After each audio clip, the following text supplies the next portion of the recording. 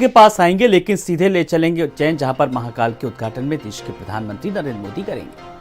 अर्चना के इस कार्यक्रम का हिस्सा बनेंगे। महाकाल के दरबार में पहुंचे हैं राष्ट्र नायक प्रधानमंत्री नरेंद्र मोदी। महाकाल के दरबार में पहुंचे हैं राष्ट्र निर्माण के संकल्प की सिद्धि के लिए। महाकाल के दरबार में पहुंचे हैं विशेष पूजा अर्चना के लिए, जिससे भारत को जगत गुरु बनाया जा सके, जिससे भारत को आत्मनिर्भर भारत की संकल्पना को साकार किया जा सके, जिससे विकसित भारत के लक्ष्य को हासिल किया जा सके। और प्रधानमंत्री नरेंद्र मोदी इस समय पहुंच चुके हैं गर्भगृह में।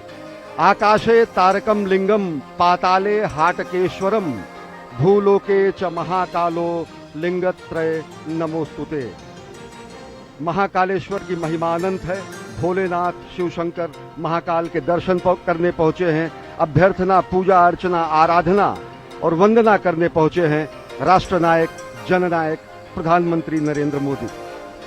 और इस वक्त आप जो तस्वीरें देख रहे हैं, प्रधानमंत्री मोदी राष्ट्र की ओर से इस संध्या काल के शुभ मुहूर्त में, आज बहुत ही पवित्र दिन, ये इस वक्त जो समय का चयन किया गया है, काल का चयन किया गया है, वो भी बहुत ही महत्वपूर्ण है, क्योंकि आज कृष्ण पक्ष कार्तिक मास द्वितीया की तिथि, जैसा कि आप जानते हैं, भगवान श्री महाकालेश्वर के कपाल पर जो विद्यमान चंद्रमा है वो भी द्वितीया का ही चंद्रमा है, और इसीलिए इसको बहुत ही शुभ, बहुत ही पवित्र माना जाता है। नमो भगवते रुद्राय, ओम नमो भगवते रुद्राय, ओम नमो भगवते रुद्राय, नमस्काराणि समर्पयामि। ओम स्वस्ति वाचनम्, ओम स्वस्ति न इन्द्रो वृद्धश्रवाः, स्वस्ति नः पूषा विश्ववेदाः, स्वस्ति नस्तारक्षो अरिष्टनेमिः, स्वस्ति नो बृहस्पतिर्दधातु।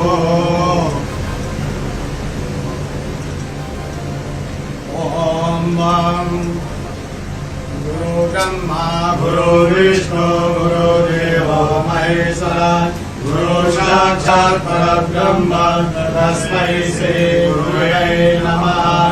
ओम स्वस्ति वाचनम्, नमस्काराणि समर्पयामि। रुद्राक्षमाला धारणम्, ओम त्र्यम्बकं यजामहे सुगन्धिं पुष्टिवर्धनम्, उर्वारुकमिव बन्धनान् मृत्योर्मुक्षीयमामृतात्। महामृत्युञ्जय भगवान रुद्राक्षमाला धारणम् अर्पयामि। नमस्काराणि संकल्पः विधे विष्णु तदा वारो नक्षत्रं विष्णुरेव च योगस्य कर्ण सर्व विष्णुरमयं जगत् विष्णोर्विष्णोर्विष्णोर् श्रीमद्भगवतो महापुरुषस्य विष्णुवाण्याः प्रवर्तमानस्य अद्य ब्रह्मणो द्वितीयप्रदाते विष्णुपदे श्रीक्षेत्राः कल्पे सप्तमे वैवस्पतमन्वन्त्रे अष्टामीं योगे कलियोगे कलिप्रथम चरणे भूलोके भरतवर्षे भरतखण्डे जम्बूद्वीपे अवन्तिकायां विशालाक्षेत्रे महाकालमणे हर्षद्वीपीठे बौद्धावतारे मासोत्तमासे पुण्यपवित्रमासे कार्तिकमासे कृष्णपक्षे चतुर्थ द्वितीयायां भौमवासरे अमुक शर्माहम् अमुक गोत्रोत्पन्नाहम् मम आत्मना श्रुति स्मृति पुराणोक्त वेदोक्त पुण्य फल प्राप्त्यर्थम् समस्त भय व्याधि जरा पीड़ा व्याधि समस्त कष्ट निवारणार्थम् मृत्युंजय भगवान महाकालेश्वर जो चलित देवता प्रसन्नार्थम् आदिदेविक आदिभौतिक आध्यात्मिक त्रिवध तापोपशमनार्थम् भगवान स्वयंभो सांब सदा शिवाय नमः। समस्त भारतवर्ष विजय फल प्राप्त विश्व कल्याण हेतु महाकालेश्वर अन्मे मनः शिव संकल्पनासो चरण कमलेभ्यो प्रियं शान्मम। नमस्काराणि अर्पयामि। नमस्करोमि भगवान सांब सदा शिवाय नमः। अतः ध्यानम् ओम वक्रतुंड महाकाय सूर्यकोटि समप्रभ निर्विघ्नं कुरु मे देव सर्वकार्येषु सर्वदा। ओम गण गणपतये नमः। नमस्कारामि समर्पयामि। ओम जयंती मंगलाकारि भद्रकाली कपालिनी दुर्गा क्षमा शिवा धात्री स्वाहा स्वधा नमोस्तुते। मां पार्वत्यै नमः। कार्तिक स्वामी जत्रभानः संवदन्ति कुमार विशिखाइव तन्न इन्द्रो गणपतिर्निधिः सर्वजर्जतुर्विश्वाः सर्वजर्जतु। कार्तिकेश्वराय नमः। सेनापतये नमः। नमस्कारामि नंदीगंगा ध्यान कर लीजिए। मां शिशिरानुरगवल भीमो गणाधरः जो भरसगणेन संक्रन्धानि धरेत वीरः सखगोसेन अजय साकवीन्द्रः। कार्तिकेश्वराय नमः। सांगाय सह परिवाराय नमः। सायुधाय सह शक्तिकाय नमः। ध्यानम् अक्षतानिम् अर्पयामि। भगवान् महाकालेश्वर ध्यानम्। ओम ओम ह्रौं स्वाहा। ओम भूर्भुवः स्वाहा। ओम त्र्यम्बकं यजामहे सुवर्णं पुष्टिवर्धनम् उर्वारुकमिव वन्दनं मृत्योर्मुक्षीयमामृतात् नमः। शम्भवाय च मयो भवाय च नमः। शङ्कराय च मयस्कराय च नमः। शिवाय च शिवतराय च नित्यं महेशं रजनयनगिरिं चारुचन्द्रावतंसं रत्नाकरभोज्ज्वलाङ्गं परशुम्रगवनं हीर्यस्तां प्रसन्नं प्रमदमासीनं समन्ताय सुगुणगणै गायत्रम्बसानां विश्वाद्यं विश्ववन्द्यं निखिलभयं पंचवक्त्रं क्षेत्रम्। ॐ नमस्ते रुद्रमन्यवभूतोदरिकवे नमः। बाहुभ्यामुदते नमः। महामृत्युञ्जय भगवान् स्वयंभू महाकालेश्वर ज्योतिर्लिङ्ग देवताभ्यो नमः। ध्यानम् अर्पयामि। नमस्काराणिम् अर्पयामि। चन्दनम्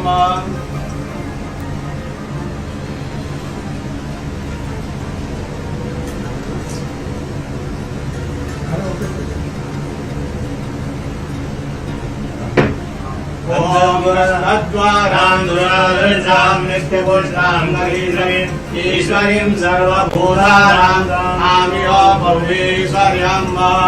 स्वां गन्धर्वातकनो स्वामिन्द्र स्वां बृहस्पतिः स्वामोऽधि सोमो राज विद्वान् दशमान्दमुच्यत। हरिरिव भोगैः पर्येति वन्द्यायाहेरिं परिपादमानः। हस्तघ्नो दिशा वरुणानि विश्वभुवाङ्कुशं परिपादो विश्वतः। सुगन्धि द्रव्यम् अर्पयामि। भगवान् महाकालेश्वर ज्योतिर्लिङ्ग देवताभ्यो नमः। रजत बिल्पत्रम् अर्पयामि। गिरिधरं त्रिपुराकारं किरीटं च ध्यायितं विजन्मपापसंहारं मणिमर्वं शिवार्पणं वरसनं बिलपत्रस्य निष्कासनं पापनाशनं अघोरपापसंहारं एकबिल्वं शिवार्पणं काशीवासे निवारणं च कालभैरवदर्शनं पाठितन्या महादानम् अनेकबिल्वं शिवार्पणम्। ओम नमो बिल्विने च कवचिने च नमो वर्विणे च वरोधिने च नमः। श्रुताय च श्रुतसेनाय च नमो भुवन्द्रुभ्याय च हनन्य माल्यादिने मालिद्यादिप्रभु मया पूजार्थं पुष्पोऽयं प्रतिगृह्यता। सेवन्तिका पूर्णचमकराजय पूर्णगयाधकरवेरसार पुष्पै बिल्वप्रसाद तुलसी दलमालते स्वां पूजयामि जगदीश्वरमे प्रसिद्ध पुष्पमालां अर्पयामि चतुर्हं व्यकरो प्रतिदानयन् मुखं किमस्यासित्यं बाहो किमोरोपाला उच्यते पुष्पं समर्पयामि पुष्पमालां अर्पयामि आचमनं धूपं समर्पयामि दीपं समर्पयामि धूपं दीपं समर्पयामि नैवेद्यं निवेदयामि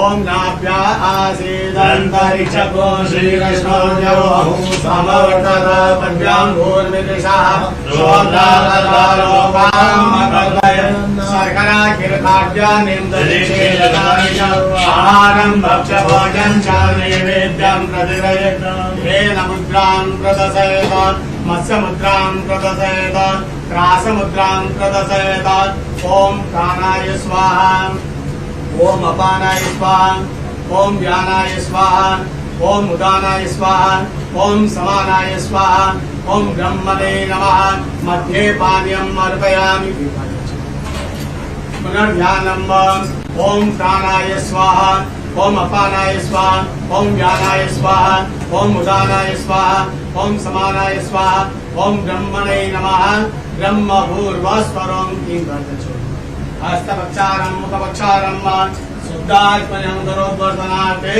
दिव्यशङ्करम् अर्पयामि ताम्बूलानिं समर्पयामि वस्त्रं समर्पयामि तत्पुरुषं व्यगतो कथिताय कल्पयन् मुखं किमिशासित्यं बाहो किमोरोपादा उच्यते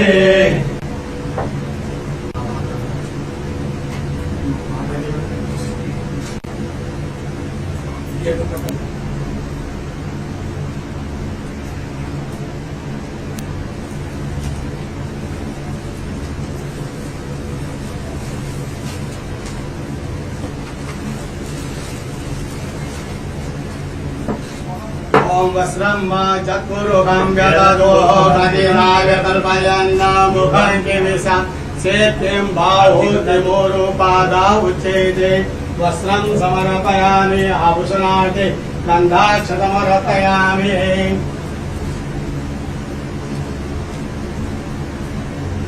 ओम त्र्यंबकं यजामहे सुगन्धिं पुष्टिवर्धनं उर्वारुकमिव वन्दनान् मृत्योर्मुक्षीयमामृतात् मृत्युञ्जय भगवान् महाकालेश्वराय नमः वस्त्रं समर्पयामि गन्धाक्षतमर्पयामि आरार्तिकम्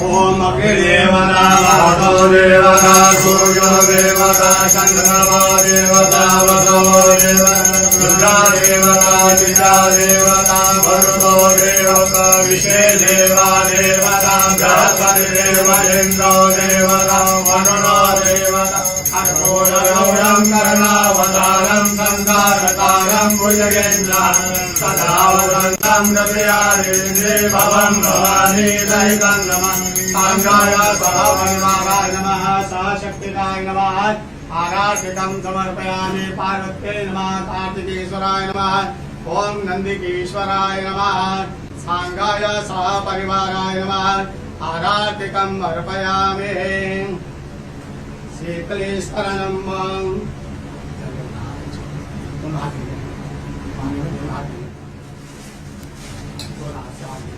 शीतलेश्वरनं देववन्दनं आत्मवन्दनं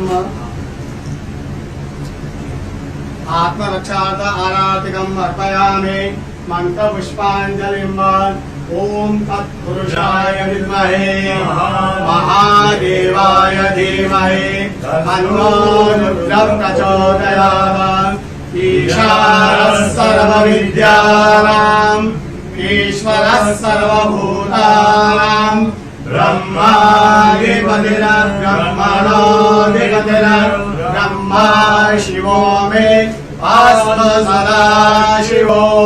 मन्त्रपुष्पाञ्जलिं समर्पयामि।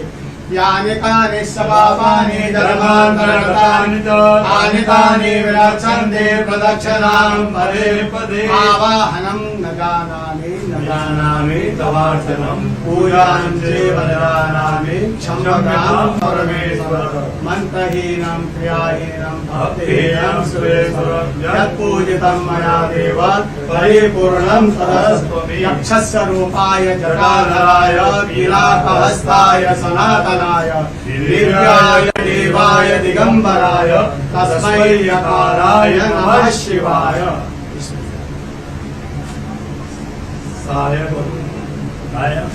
सायंकाले शिवं दृष्ट्वा निशि पाप विनश्यति। आजन्म प्रथमाध्यान्ने शायाम्ने सप्तजन्मनि देवाञ्चनचत्वारां नवान् कोटिशतेरवे पञ्चकोटिचन्द्राणां तत्रां शिवदर्शनं समाप्ता नमस्काराणि समर्पयामि।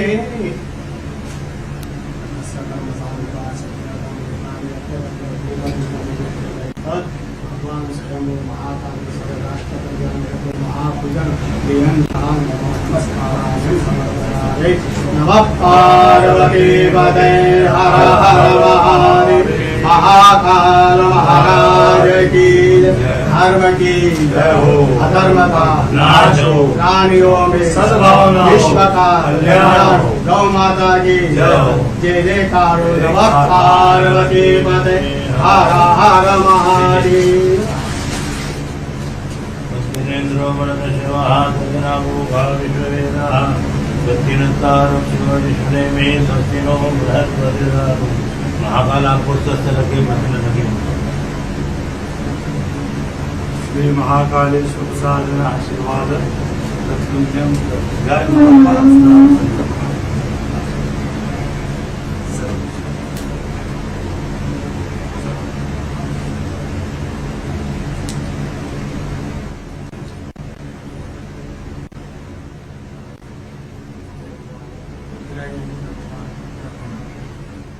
प्रधानमंत्री नरेंद्र मोदी ने विधिवत पूजा अर्चना की।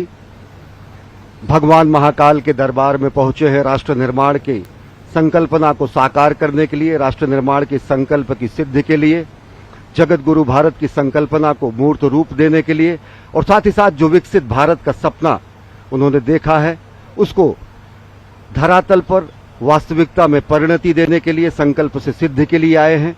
ये हमारी ही संस्कृति है अजय, जो कहती है कि धर्म की जय हो, अधर्म का नाश हो, प्राणियों में सद्भावना हो, विश्व का कल्याण हो। राष्ट्र निर्माण के संकल्पना के साथ और विश्व कल्याण की कामना के साथ इस समय प्रधानमंत्री नरेंद्र मोदी महाकाल के दरबार में हैं और इस संकल्प को सिद्धि में पूर्ण करने के लिए इस समय साधनारत हैं। जो ये दृश्य आप इस वक्त देख रहे हैं, आपको ये समझना बहुत ही आवश्यक है कि ब्रह्मांड का एक अकेला ऐसा शिवलिंग जिसका आप इस वक्त दर्शन कर रहे हैं, जो दक्षिणाभिमुख है, यानी जो दक्षिण की ओर मुख किए हुए हैं। आप और हम सभी जानते हैं कि दक्षिण की जो दिशा होती है वो यम की होती है, यमराज की होती है। लेकिन जो यम को भी जीत ले, जो काल को भी जीत ले, वही है महाकालेश्वर भगवान आशुतोष। और इस महान शिवलिंग के ठीक ऊपर श्रीयंत्र स्थापित है, जो इस वक्त दृश्य में नहीं दिख रहा है, लेकिन आप उसकी कल्पना कर सकते हैं। वहां से बाईं ओर भगवान श्री गणपति विद्यमान हैं, दाईं ओर त्रिशूल के पीछे भगवान कार्तिकेय विद्यमान हैं और ठीक बीच में मां पार्वती। पूरा का पूरा जो शिव परिवार इस अद्भुत दक्षिणाभिमुखी ब्रह्मांड के इस अनोखे शिवलिंग में विद्यमान। और इस मंदिर के निर्माण की समय सीमा तो शायद हम आपको बता सकते हैं, लेकिन इस ज्योतिर्लिंग के आविर्भाव की जो समय सीमा है उस तक अभी तक कोई भी पहुंच पाने में समर्थ नहीं हुआ है। और ये जो ध्यान की स्थिति है, जिसमें षडाक्षर मंत्र या फिर पंचाक्षरी मंत्र का ध्यान किया जाता है, वो बहुत ही अद्भुत मंत्र, जिसमें हर अक्षर कुछ न कुछ संदेश कुछ न कुछ शक्ति लेकर के आता है। और अब उसी षडाक्षर मंत्र को एक एक शब्द के अर्थों के अनुसार षडाक्षर मंत्र की जो उच्चारण विधि है उसको कहने का मैं प्रयास करता हूं।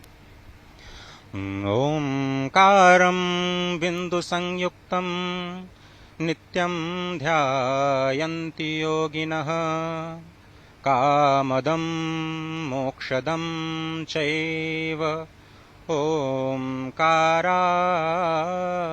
नमो नमः। नमन्ति ऋषयो देवाः नमन्त्यप्सरसां गणाः नरा नमन्ति देवेशं नकाराय नमो नमः। महादेवं महात्मानं महाध्यानपरायणं महापापहरं देवं मकाराय नमो नमः। शिवं शान्तं जगन्नाथं लोकानुग्रहकारकं शिवमेकपदं नित्यं शिकाराय नमो नमः। वाहनं वृषभो यस्यः वासुकिः कण्ठभूषणं वामे शक्तिधरं देवं वकाराय नमो नमः। यत्र तत्र स्थितौ देवः सर्वव्यापी महेश्वरः यो गुरुः सर्वदेवानां यकाराय नमो नमः। षडक्षरमिदं स्तोत्रं य पठेत् शिवसन्निधौ शिवलोकमवाप्नोति शिवेन सह मोदते। शिवाय नमः। शिवलिंगाय नमः। और इस ध्यान की मुद्रा में सबसे जो संकल्पना है सनातन संस्कृति की वो विश्व कल्याण की है, सत्यम शिवम सुंदरम की है। और ओम नमः शिवाय का महाजाप, ये पंचाक्षर जो है, इसका जाप करने से न केवल प्राणी मात्र को ज्ञान, श्री, सिद्धि और सभी मनोकामनाओं की पूर्ति होती है, बल्कि उसके संकल्प की भी सिद्धि होती है। समूचे राष्ट्र की ओर से विकसित राष्ट्र के सपने को साकार करने के लिए, विश्व कल्याण की कामना को चरितार्थ करने के लिए और भारत को आत्मनिर्भर भारत के साथ साथ एक भारत श्रेष्ठ भारत, समुन्नत भारत और जगत गुरु भारत की संकल्पना को साकार करने के लिए इस समय प्रधानमंत्री नरेंद्र मोदी आराधना कर रहे हैं, साधना कर रहे हैं महाकाल के दरबार में। जो पंचाक्षर हैं ओम नमः शिवाय, इनके अलग अलग शब्दों के अलग अलग अक्षरों के अलग अलग अर्थ होते हैं। नागेंद्र हाराय त्रिलोचनाय भस्मांगरागाय महेश्वराय नित्याय शुद्धाय दिगंबराय तस्मय नकाराय नमः शिवाय।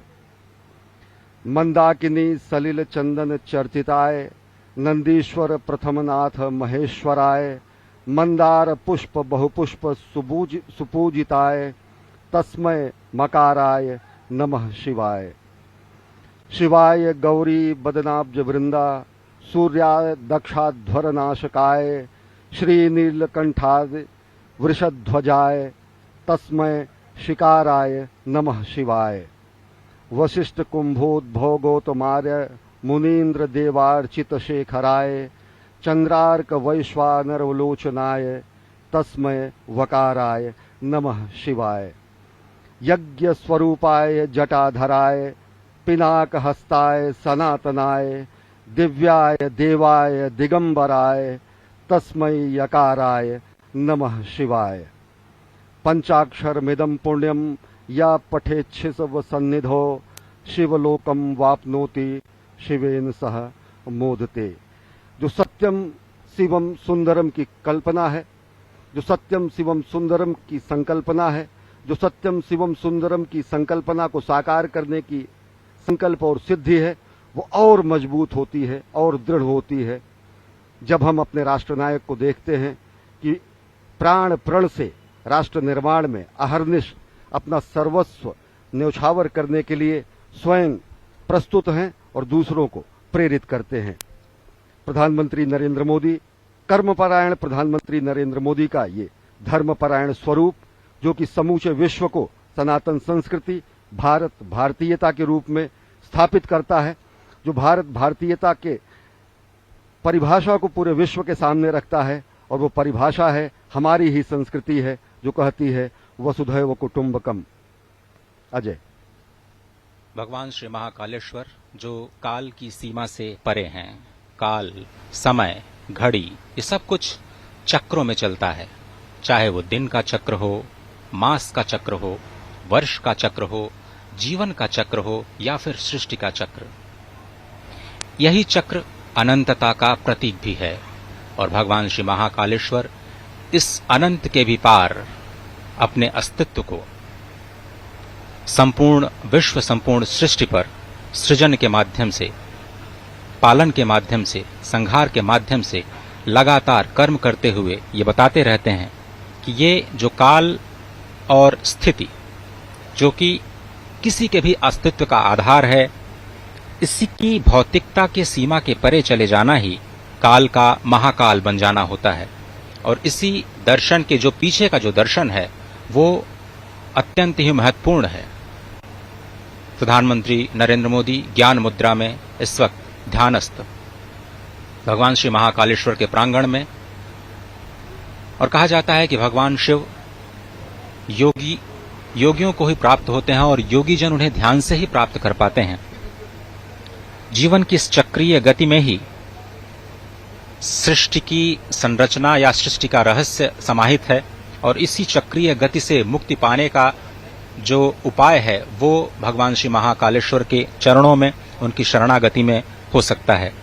ये जो दृश्य है वो सिर्फ संस्कृति नहीं है, सिर्फ संस्कार नहीं है, वो परम विज्ञान है, क्योंकि भगवान महाकालेश्वर स्वयं विज्ञान के देव हैं, संपूर्ण कलाओं के देव हैं।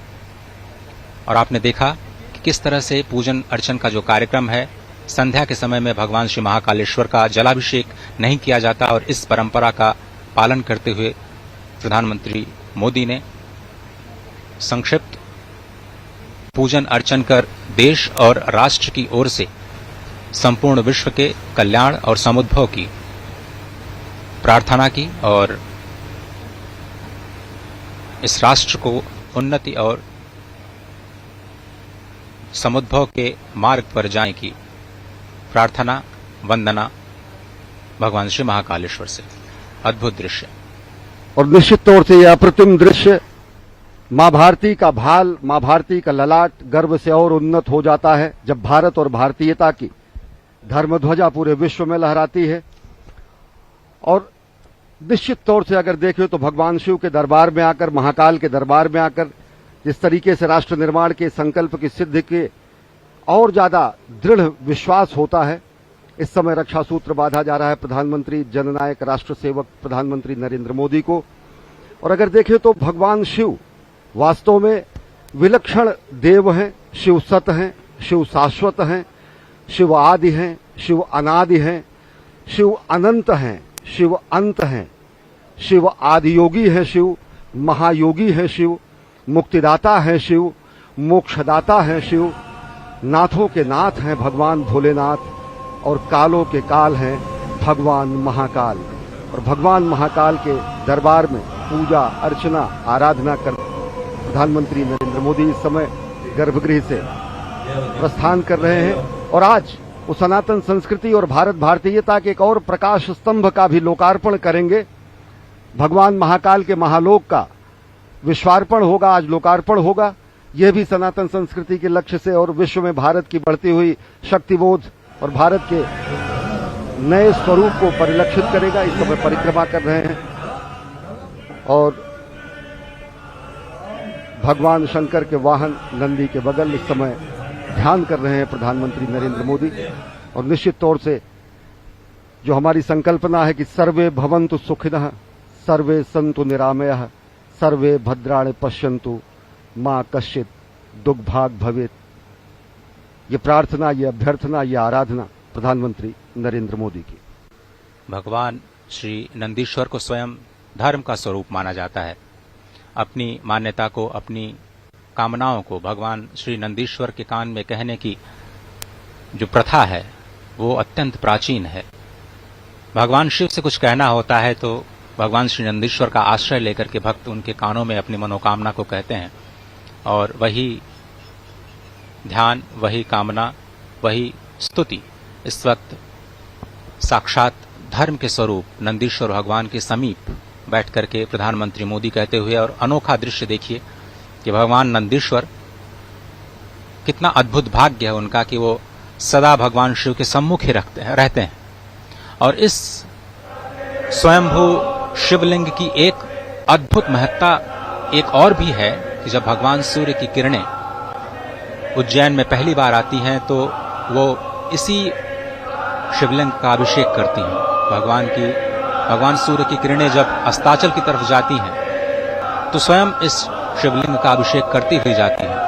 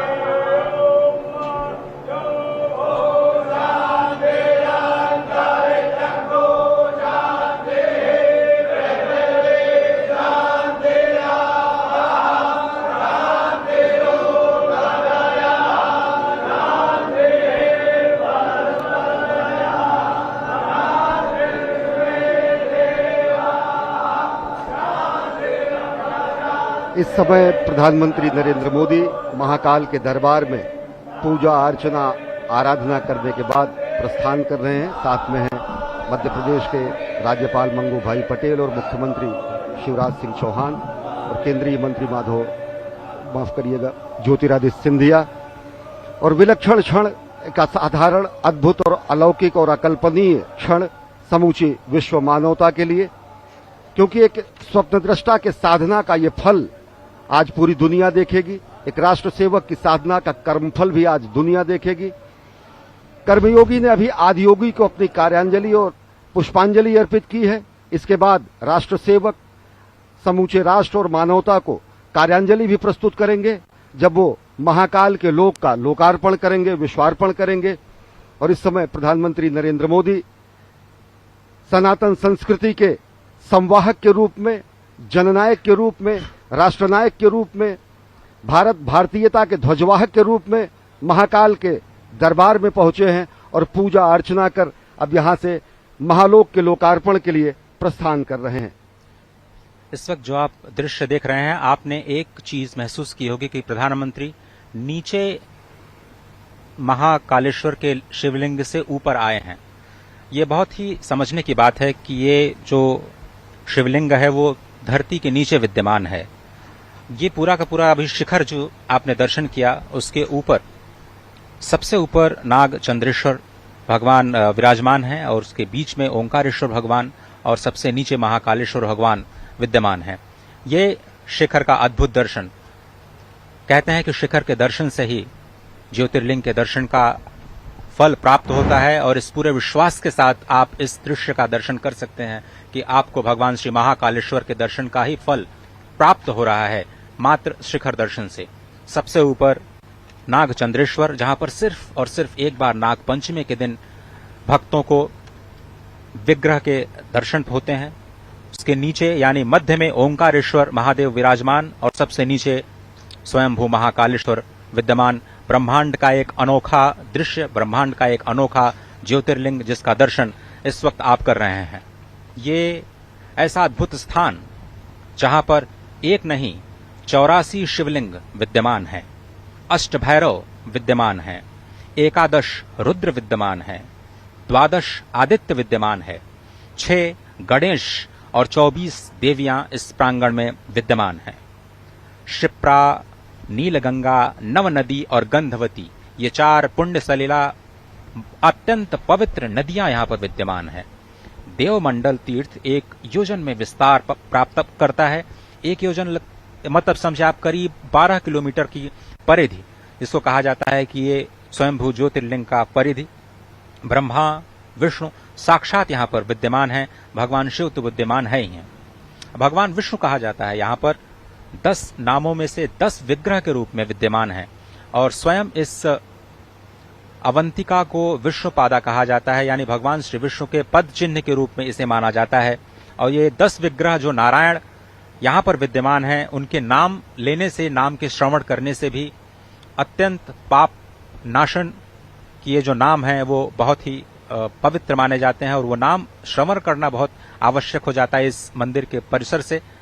वो नाम है वासुदेव, अनंत, बलराम, जनार्दन, नारायण, ऋषिकेश, वाराह, धरणीधर, वामन और शेषशायी।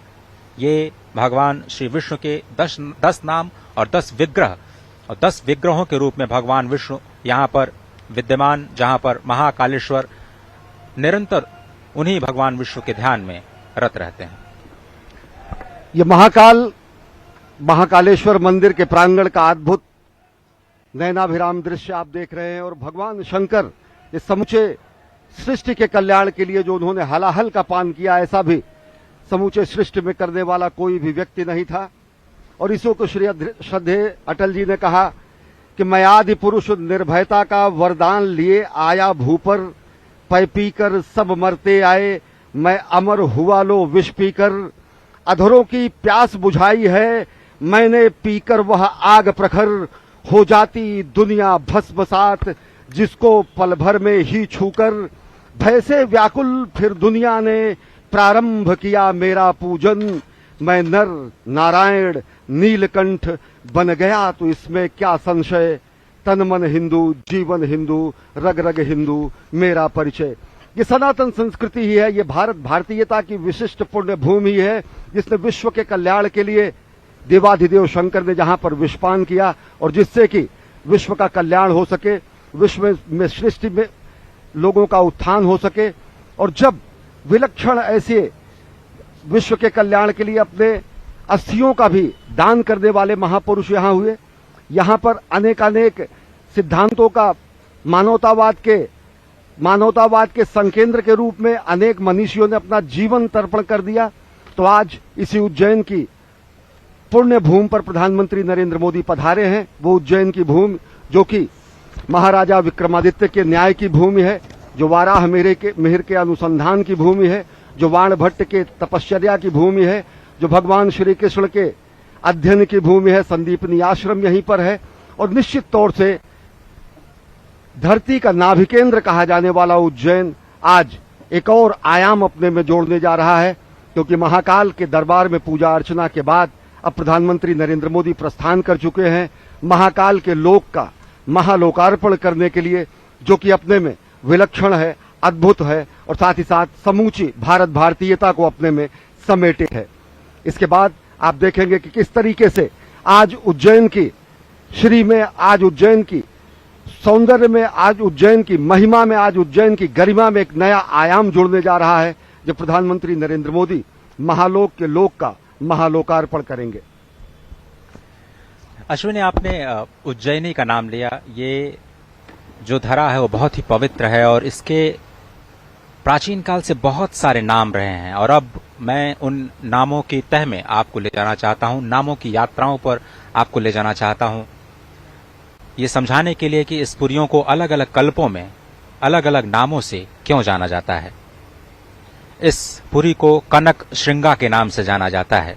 कहा जाता है कि सबसे पहले यहाँ पर भगवान विष्णु स्थित थे और उनके दर्शन के लिए भगवान ब्रह्मा और भगवान शिव यहाँ पर पधारे। तो यहाँ पर उनको स्वर्ण के शिखरों का दर्शन हुआ।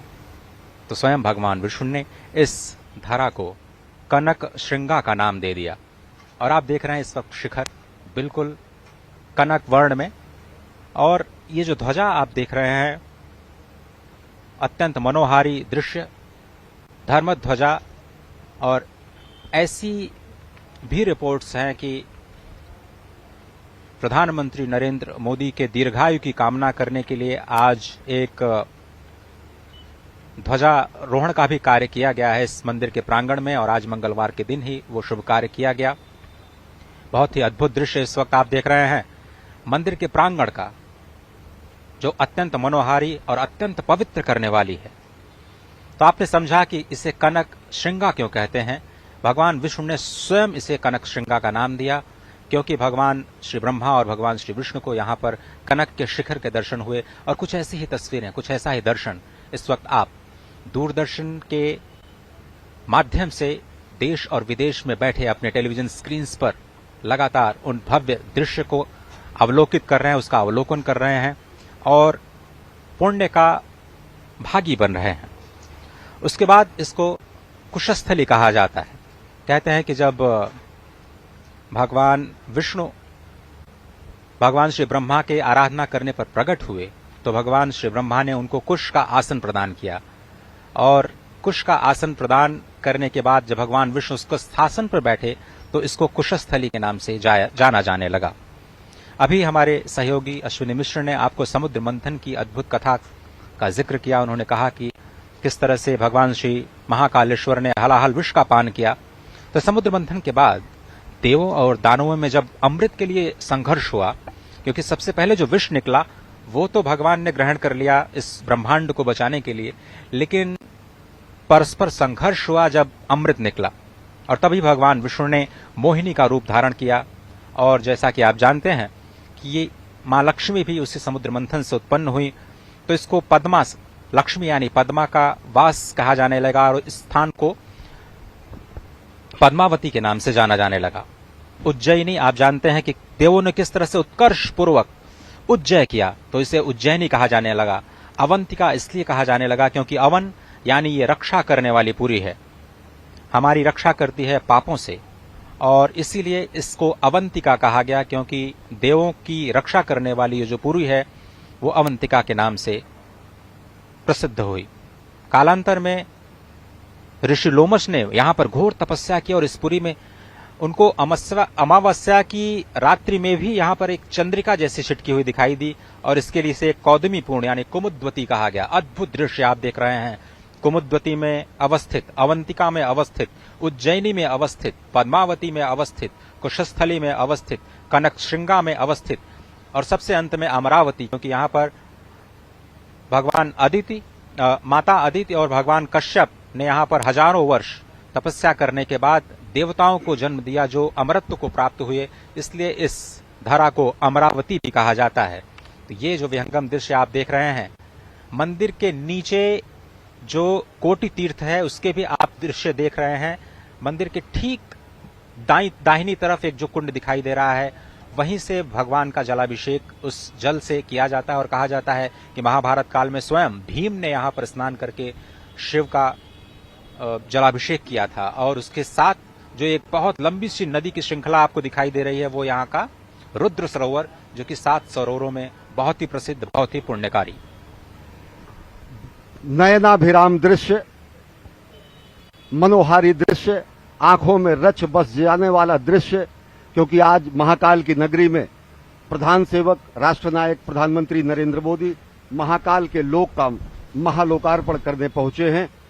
अजय, निश्चित तौर से मैं लोभ संवरण नहीं कर पा रहा हूं। जितनी सनातन संस्कृति जितनी हमारी प्राचीन है और जिस तरीके से हमारी सनातन संस्कृति ने समूचे विश्व को अनेक उपहार दिए, उसके लिए विश्व की समूची सभ्यता ऋणी रहेगी। अगर देखें तो जब पश्चिम ने वनफल खाकर छाल पहनकर लाज बचाई, तब भारत में सामगान का स्वर्गिक स्वर था दिया सुनाई। जब पश्चिमी देश वनों जंगलों में रहकर छाल पहनकर अपनी लाज बचाने आदिमानव के रूप में रहा करते थे, तो हजारों सहस्राब्दियों पहले वेदों का गान, वेदों के ऋचाओं का निर्माण इन्हीं पुण्य सलिला, गंगा, यमुना, क्षिप्रा, उज्जैनी, काशी, कांची, अवंतिका, इन सभी नगरियों में हुआ, जो कि समूचे विश्व के लिए अनुपम उपहार है। और निश्चित तौर से अगर देखें तो दुनिया का इतिहास पूछता, रोम कहाँ, यूनान कहाँ है, घर घर में शुभ अग्नि जलाता वह उन्नत ईरान कहाँ है, दीप बुझे पश्चिमी गगन के जब व्याप्त हुआ बर्बर अधियारा, किंतु